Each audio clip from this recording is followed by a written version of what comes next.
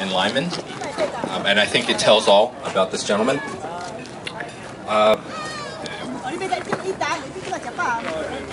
This is one night in the winter of 2001 when we were getting close to finishing our degrees. And I was going through some hard times, both with my girlfriend at the time, but also my academic work. I actually came very close to leaving school at that time. But one evening, very late, well past midnight, I came back to find Ping cooking up a storm in the kitchen. As far as I can tell, he threw everything we had in the refrigerator into the wok and basically stir-fried everything. And to me, this evening, more than 10 years back, has always stuck with me when I thought of Ping. When I think of Ping, rather. He really is a stir-fry of a man. But coming as it did in the middle of the winter and under the circumstances, you know, the meal that he offered me that late or early morning, as it were, was the most delicious and heartwarming of my graduate school experience. And I think it really sums Ping's up. He's a Renaissance man, as we all know. He's eclectic, he's adventurous. He comes together in the most satisfying and heartwarming of ways. So, as free-spirited as we know him to be, the fact that he has chosen now to settle down in some way, I think speak volumes to Sophie, because I know it's no ordinary woman who could convince him to do so. So, to that, you know, here is a toast to my favorite Taiwanese Mexican friend and his new wife. So, cheers, Ping, Sophie. All right.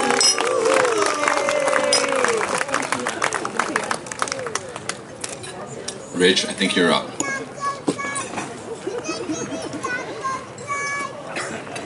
Thanks, Alex. Ping, hey, what's up? How's it going? I'm Richard. I'm one of the best men, and Ping and I have been friends for a long time, over 12 years since we first met in Japan. Now we've gone on a lot of adventures together, and many of them have been in Vegas.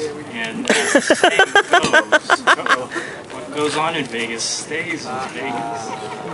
But, well, not this time, sorry. I think I see him kind of nervous there. Actually, I have a different story.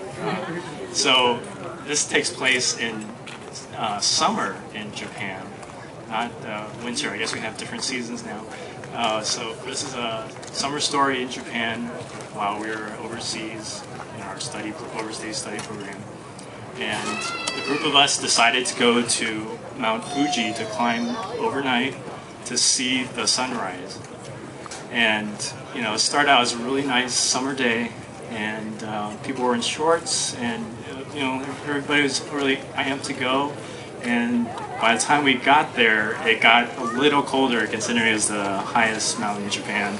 So I had some jeans and a shirt, but that really wasn't enough. It was rainy, cold, as you can probably tell, and foggy. And I was really lucky because Ping was there, and he lent me his jacket so that I could make it up to the top. Otherwise, I wouldn't have gone up.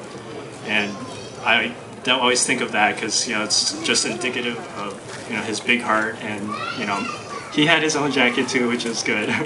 But, you know, he helped me get up there, and we got to the top, and it was quite an experience to remember. So, you know, this is just one of many examples, and, you know, I feel very proud to be his friend, and I feel like he's my brother.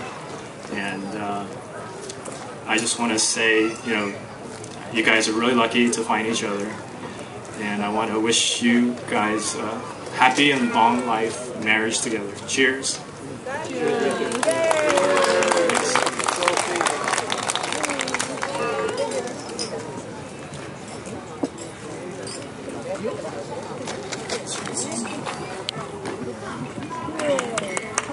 Hi.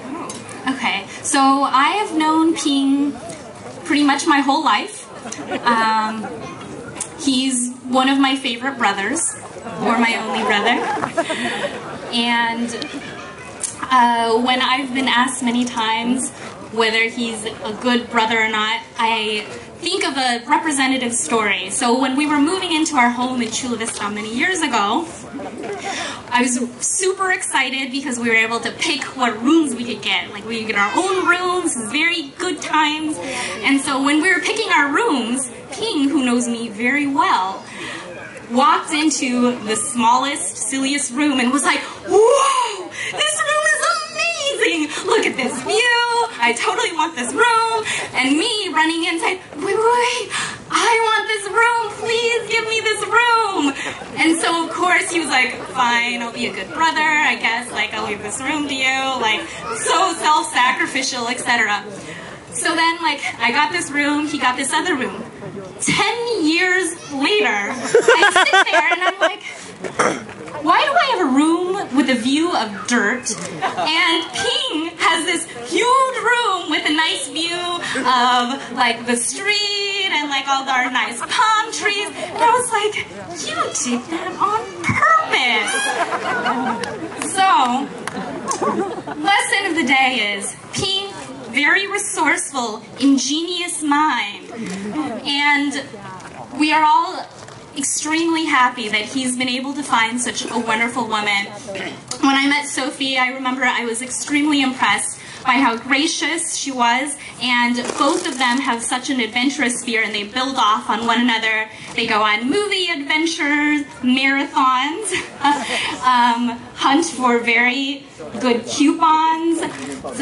Very impressive, and we're all extremely happy that they've been able to find each other. I find a kindred spirit in Sophie because she spent a good amount of time in French, and I like to pretend that I'm French sometimes, so we try to babble to each other and pretend like we're French, so it's good. It's good times. So congratulations to Ping and Sophie. We are extremely ecstatic that you have found one another and wish you many beautiful moments for the rest of your lives. Yay!